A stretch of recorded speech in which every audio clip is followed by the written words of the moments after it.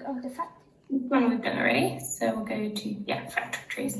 So factor trees is sort of seen a little bit of, but let's have a look at kind of completing them. So first question is to fill in the gaps on this factor tree. So we're looking for what numbers go in here. Yeah. So that would be what goes into. All right, let's. Okay, so 10 times 5. So we got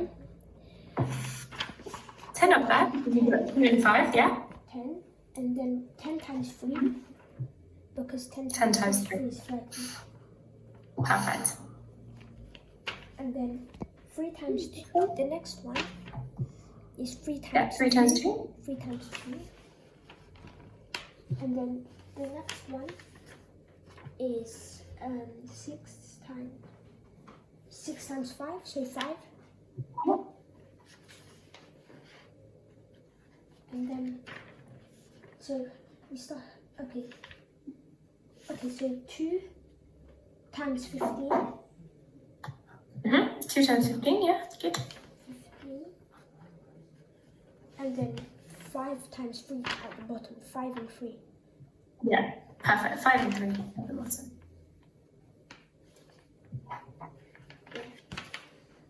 Oh, great. So now let's try writing 30 as a product of primes. Okay, so 2 times. No, wait. 2 times. Well, have a look at the factor tree. Which numbers in the factor tree for 30 are prime? Okay, 2, 5 times 5. 5 is 10. Then 2, 5, and 3. Perfect. 2, 5, and 3. So the 3 prime are the 5, the 2, and the 3. So we multiply that. So as a product of primes, so the word product just means multiplying. So we're multiplying the primes that give us 30. Yeah. Okay, next one. So we have 900 equals 30 squared.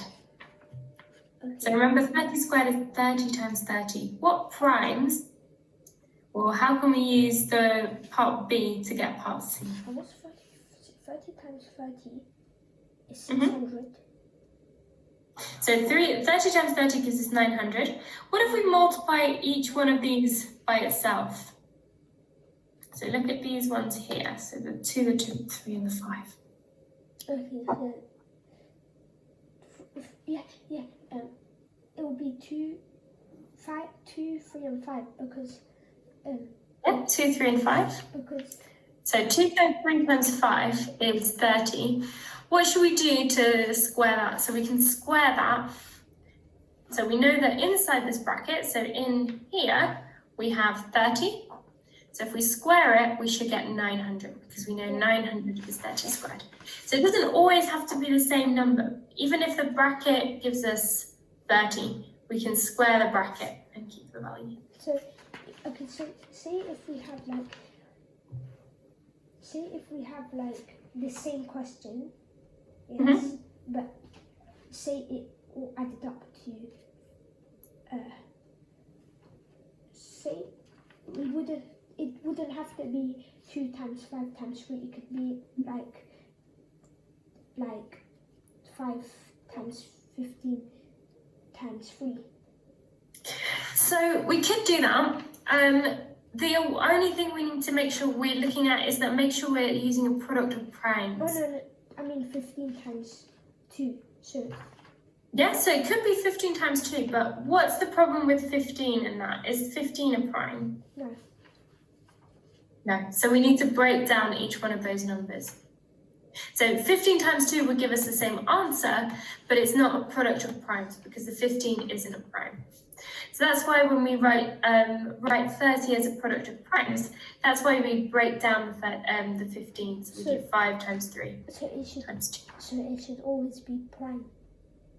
It should always. So it doesn't have to be primes, but when we've got product of primes, or we're looking for things like lowest common multiple, or we're looking for kind of prime factor trees, then we should always keep it as primes.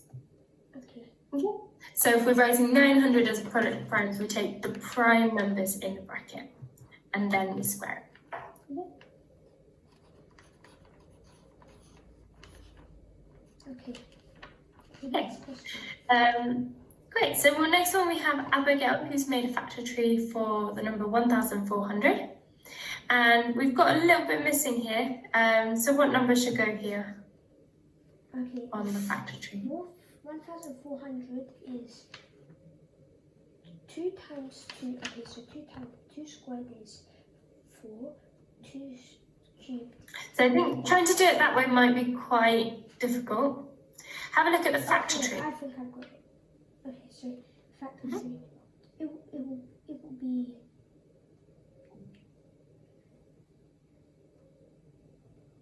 Okay, what if we 2 cubed? No. 2 to the power. 2 cubed. So because on the factor tree we have 2, 2, and 2. Yeah. So that'll be 2 cubed. And then the next one, 2 cubed times 5. Okay. So 2 cubed is 16. And the next 5. So 2 cubed is the power of 2. No, 5 squared. 5 squared. And then 5 squared is 10. Do we have 5? So 5. Remember, 5 squared is 5 times 5. Yeah, 5. Oh yeah, 5 times 5, 25. I have a question. Did we multiply 16 and 25 together? So this first one is 8. Yeah, so what we're doing is 8 times 25. So it's just a different way of writing those multiplications out. Okay. So instead of writing the larger factors, we can break it down into the smaller factors. So we're multiplying, everything multiplies. So remember, we can switch the order of multiplication. So 5 times 2 is the same as 2 times 5. So we can also change the numbers. As long as they multiply to give us the answer that we're looking for, we can also change which order we do it in.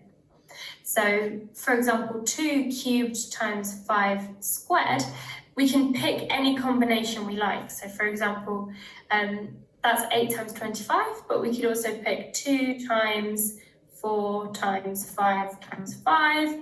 We could pick 2 times 20 times 5. All of those, they give us the same answer. It's just a different way of writing it. Okay. So that would okay, so 5 times 3. Okay. All of that would be 5, 10, 15. 15 times 2. That'll be 30, okay. Times 30. So have a look at the factor tree to find that last number. So we're still looking for this number here. So the way we can do that is using the factor tree. So this calculation here is quite complicated, 8 times 25. So we can use this here because it's already got those prime factors for us. It would be 4 or 7. 7. Why is it 7? Because you see, it wouldn't be 10 because you would go up to like 2,500 and that's over 1,400 and 7 if you do and 4 it would go below, and if you also do 7 times 25, so 7 times 25, it will be 1,400.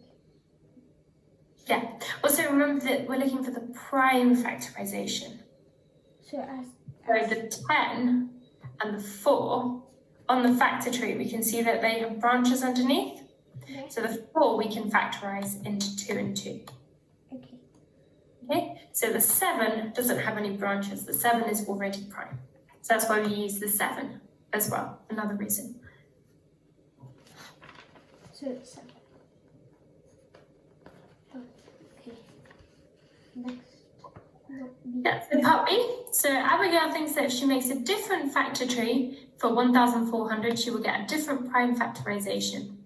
So what we want to do here is we just want to try doing a different factor tree. Okay. And see if we get a different answer. So do you think she's correct? Or, well, actually no, we know in the question she's wrong. But let's try a different factor tree and see if we can get the same answer.